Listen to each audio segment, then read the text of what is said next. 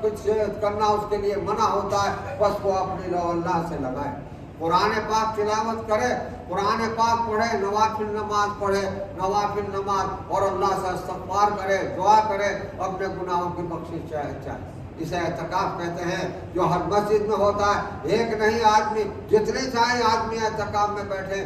ہمارے جو حضرات اولیاء کرام ہیں، ان کی مسجدوں میں لوگ سینکڑوں ہزاروں کی تعداد میں جا کے اعتکاف میں بیٹھتے ہیں، ساری مسجدیں اعتکاف سے بھر جاتی ہیں۔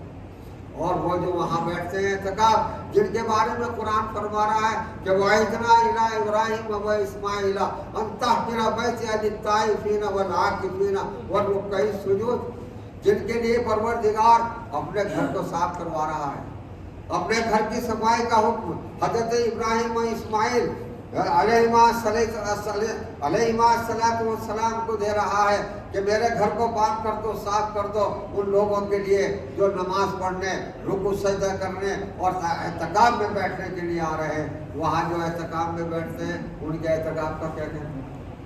ان کے اعتکاف کا کیا کہنا؟ اللہ اکبر! وہاں ایک نماز پڑھنے کا ثواب 1,00,000 نمازوں کے برابر ہے، تو ایک اعتکاف کرنے کا ثواب 1,00,000 اعتکاف کرنے کے برابر ہے۔ ہر نیکی کا ثواب 1,00,000 گنا ہے۔ حرم میں ہر نیکی کرنے کا ثواب 1,00,000 گنا ہے، 1,00,000 گنا۔ اگر ایک اعتکاف حرم مبارک میں کر لیا، اللہ کے گھر میں کر لیا، بیت اللہ شریف میں کر لیا، تو ایک اعتکاف کا ثواب 1,00,000 اعتکاف کرنے کے برابر ہوگا۔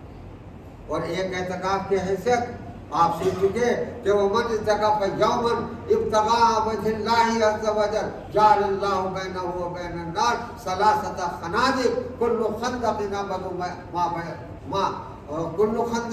أَبْعَدُ مَا بَيْنَ الْخَافِقِينَ، کہ اگر ایک دن کا اللہ کی رضا کے لیے کسی نے اعتکاف کیا تو اللہ تعالیٰ اس کے اور جہنم کے درمیان 3 ایسی خندقیں حائل فرما دیتا ہے کہ ہر ایک خندق کی چوڑائی زمین اور آسمان کے برابر ہوگی۔ وہ اعتکاف کا عشرہ آنے والا ہے۔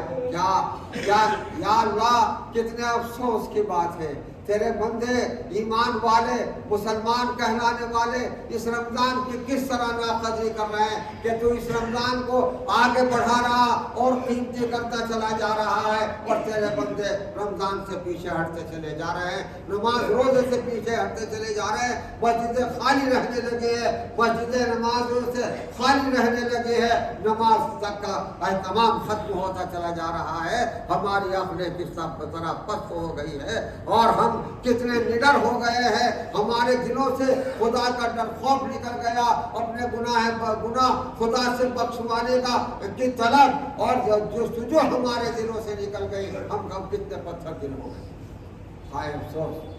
بہرحال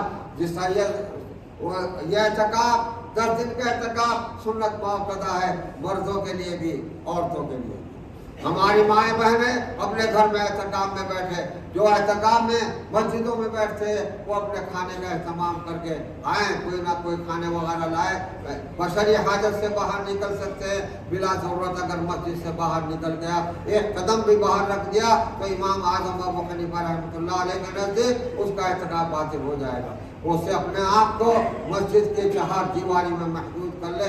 اور اسی طرح ہماری عورتیں اپنے گھر میں ایک گوشہ خلوت میں پردہ ڈال کر کے اعتکاف کریں۔ 10 دن کا اعتکاف ہمارے مردوں کے لیے بھی سنت ہے اور عورتوں کے لیے بھی سنت ہے۔ اگر گھر میں کام کرنے والی بچیاں ہوں، وہ کھانا اعتکاف میں بیٹھنے والی معتکفہ کو اسی کے پردے کے پیچھے دے دے، اور اگر کوئی نہ ہو تو وہ اپنے کھانے کا خود اہتمام کر سکتی ہے، اس کا اعتکاف پر کوئی فرق نہیں پڑے۔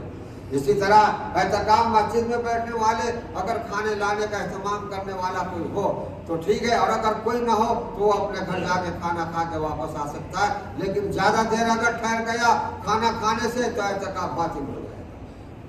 بشری حاجت کے لیے باہر جا سکتا ہے۔ ایک چیز کا اہتمام کرنا چاہیے جو نہیں کیا جاتا کہ اعتکاف کرنے والوں کے لیے مسجد میں ایک مٹی کا ڈیلا ان کے قریب رکھ دیا جائے، ایک مٹی کا ڈیلا ان کے پاس رکھ دیا جائے جو اعتکاف کرنے والے ہیں۔ اس وجہ سے رکھ دیا جائے کہ انسان ہیں، بشر ہیں، نوجوان ہیں، خدا نخواستہ اگر سوتے میں بدخوابی ہو جائے اگر سونے میں بدخوابی ہو جائے تو بدخوابی ہونے کے بعد وہ ناپاک ہو گیا، اور ناپاک ہو کر مسجد سے گزرے گا، اس سے بچنے کے واسطے جو پاس میں تیمم رکھا ہوا ڈیرا مٹی کا، اس پر غسل کی نیت سے تیمم کرے۔ پہلے تیمم 2 ضربیں ہیں، تیمم کی 2 ضربیں ہیں، چاہے وہ وضو کے لیے تیمم کیا جائے یا غسل کے لیے کیا جائے، 2 ہی ضربیں ہیں۔ ایک مرتبہ ہاتھ مار کر مٹی کے اوپر اپنے پورے چہرے پر کوئی جگہ باقی نہ پھرا لی جائے، اور دوسری بار ہاتھ مار کر اس ہاتھ کے اوپر ایسے لیا جائے، پھر یوں لیا جائے، پھر ایسے لیا جائے، پھر ایسے لیا جائے، پھر ہاتھ انگلیوں کا اچھی طرح خلال کر لے، کوئی جگہ باقی نہ رہے، تیمم ہو گیا۔ غسل کے لیے بھی یہی تیمم ہے اور وضو کے لیے بھی یہی تیمم ہے، بس نیت کا فرق ہے کہ آپ غسل کی نیت سے تیمم کر لے اور تیمم کرنے کے بعد مسجد سے گزر کر چلے جائے۔ اب یہ اہتمام نہیں کیا جاتا، اب یہ کیونکہ مسجدوں کا احترام نہیں رہا، مسجد کا احترام کیا، قرآن کا احترام نہیں رہا، قرآن کا ادب باقی نہیں رہا۔ قرآن کی اتنی بدبیعت بھی ہوتی ہے تراویح کی نماز میں، آپ لوگوں کو دیکھ لیجئے کہ تراویح کی نماز میں حافظ قرآن پاک پڑھ رہا ہے کھڑا ہوا، قرآن پاک پڑھ رہا، پیچھے بیٹھے ہوئے نماز میں شریک نہیں ہو رہا ہے، اور وہ قرآن پاک پڑھنے والا حافظ اللہ اکبر کہہ کے رکوع میں جا رہا تو وہ کھڑے ہو کر کے رکوع میں جا رہے۔ قرآن کا احترام کہاں باقی ہے؟ قرآن کا احترام کہاں باقی رہ گیا؟ قرآن نماز میں تراویح کی نماز میں سنا کب ہے؟ قرآن کی تو بے حرمتی کی انہوں نے، قرآن کی قرآن کو پامال کیا انہوں نے کہ وہ بیٹھے ہوئے اور حافظ صاحب وہاں پر مصلی پر کھڑے پڑھ رہے ہیں اور رکوع میں گئے تو اللہ کو کہہ کے رکوع میں شامل ہو گئے۔ قرآن کی بے ادبی ہو رہی ہے، قرآن کے اللہ کے کلام کی بے حرمتی ہم کر رہے ہیں، ہمارے دلوں میں احترام باقی۔ بہرحال یہ عشاء آنے والا ہے اور منگل کے روز عصر کی نماز کے بعد مسجدوں میں پہنچ جائیں جو لوگ اعتکاف میں بیٹھنے والے ہیں۔ اللہ ہمیں عمل کی توفیق عطا